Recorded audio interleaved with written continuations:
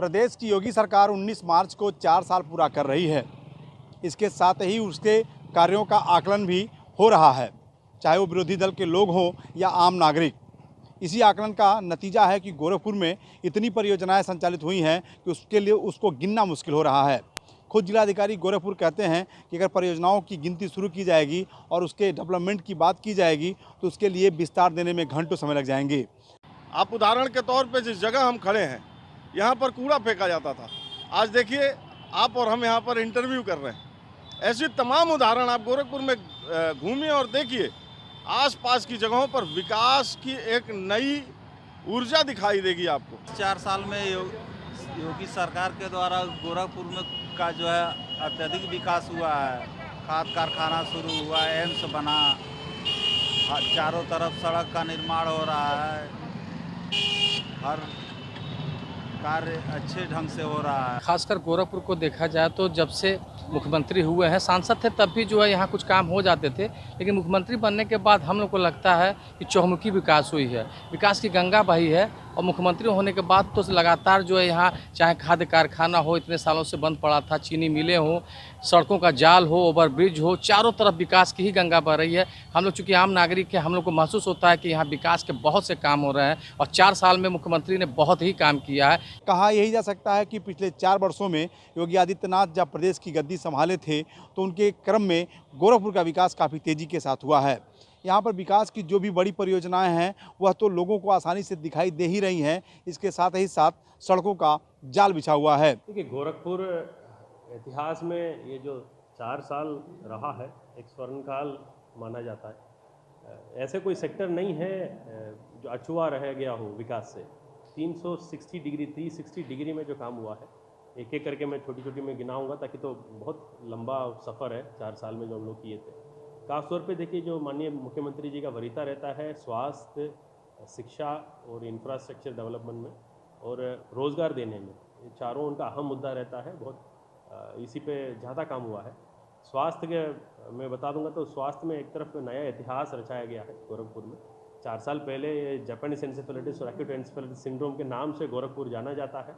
गोरखपुर एक तरफ से एन्सेफेलाइटिस का राजधानी के रूप से मतलब थोड़ा बदनामी भी थी पहले, और 4 साल में ऐसे पहल हुआ है। पहले हज़ारों बच्चे हैं जो Japanese encephalitis acute encephalitis syndrome में मरते थे, सबका संख्या घटते घटते अभी 0 की स्थिति पे आ गया है। एम्स जैसे बड़ा स्थापना यहाँ हो चुकी है। 2000 करोड़ निवेश से 720 बेड का जो एम्स है फुल फ्लेज्ड फंक्शनल है, अभी चल रहा, उसी का सेवा सबको मिल रहा है।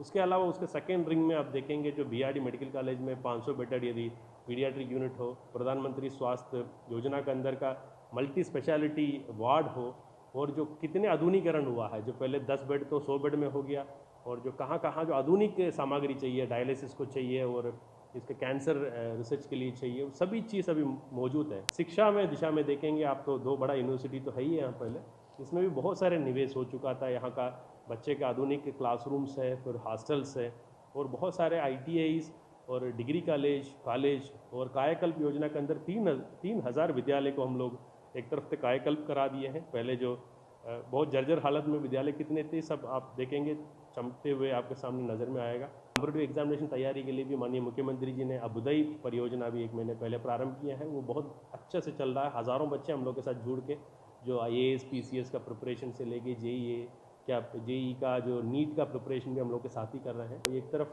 रोड का जाल बिछा गया है पूरे गोरखपुर से, जो कितने आसपास का जो नगरी है, यहाँ से लखनऊ वाले मार्ग वो 6 लेन में एक्सपैंड हो रहा है, फिर यहाँ से बनारस वाले मार्ग वो बन रहा है, फिर देवरिया और महाराजगंज का भी चौड़ीकरण हो गया है, और इसी टाइप का जाल बिछा गया है। केवल जो रोड ट्रांसपोर्ट नेटवर्क का नहीं है, हर गांव में आप आराम से पहुंच सकते हैं। गड्ढा मुक्त सड़क के जरिए से 24 घंटे आप कहीं से भी जाना है तो कोई तकलीफ उठना नहीं पड़ेगा। और इसके अलावा जो तीसरा कैटेगरी आप देखेंगे तो फिर रोज़गार के पॉइंट ऑफ व्यू में बहुत सारे काम हुआ है। और वैसे जो फर्टिलाइज़र फैक्ट्री है करीब 6000 करोड़ का है, लगभग तैयार हो चुकी है, जून जुलाई में लोकार्पण हो जाएगा। हज़ारों लाखों लोग का रोज़गार इसी से सीधे इनडायरेक्टली डायरेक्टली तो मिल जाता है। उसके अलावा जो गीडा में बहुत सारे निवेश आई है, हम लोग का 5000 करोड़ का निवेश गीडा क्षेत्र में हुआ है। बहुत सारे नया एस्टैब्लिशमेंट आई है, नया इंडस्ट्री खुली है, और भी डिमांड बढ़ती जा रही है। एक्सप्रेस हाईवे का जो काम चल रहा है, साथ साथ हम लोग ज़मीन अधिग्रहण भी कर रहे हैं इंडस्ट्री को भी। और 5,000 करोड़ का निवेश पिछले 4-5 साल में ही हुआ है। और भी निवेश का डिमांड आती जा रही है। और 2 स्कीम है माननीय मुख्यमंत्री जी का ODOP का है।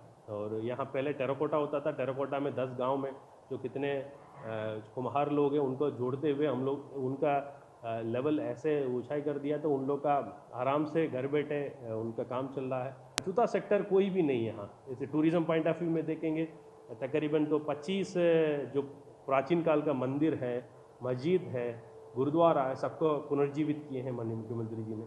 और यहाँ का रामगढ़ ताल है, पहले जैसे गंदा ताल होता था उसी का पुनर्वास करा के जो ऐसे स्थिति में लाए हैं, लाखों लोग रोज़ देखने के लिए आते हैं।